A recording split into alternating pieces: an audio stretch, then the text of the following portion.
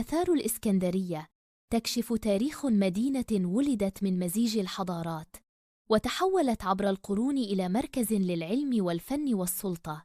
يبدأ المشهد بعمود السواري، أضخم عمود روماني قائم في مصر، والمقام تكريماً للإمبراطور دقلديانوس. يجاوره موقع السرابيوم، معبد الإله سرابيس، الذي كان من أهم المراكز الدينية في العصرين اليوناني والروماني، ويعتقد أنه احتوى على مكتبة ملحقة كانت جزءاً من إرث مكتبة الإسكندرية الكبرى. أما مقابر كوم الشقافة فتمثل أعجب أمثلة المزج الفني، حيث تجتمع الرموز الجنائزية المصرية مع الأساليب الرومانية في تشكيل جدران وقاعات تمتد ل3 مستويات تحت الأرض.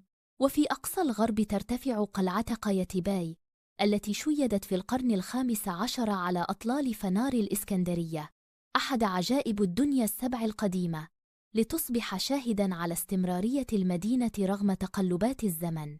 ويمتد التراث الروماني إلى مسرح كوم الدكة، الوحيد من نوعه المكتشف في مصر، وتحيط به بقايا حي روماني متكامل يضم حمامات عامة وقاعات محاضرات وبيوتاً مبنية بالحجر الجيري.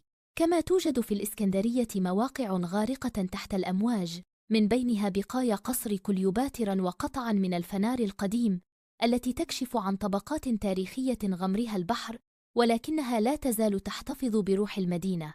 بهذه المجموعة المتنوعة من الآثار تظل الإسكندرية مدينة تحكي تاريخها بالحجر والماء والضوء، وتعرض إرثاً لا يشبه أي مدينة أخرى على شواطئ المتوسط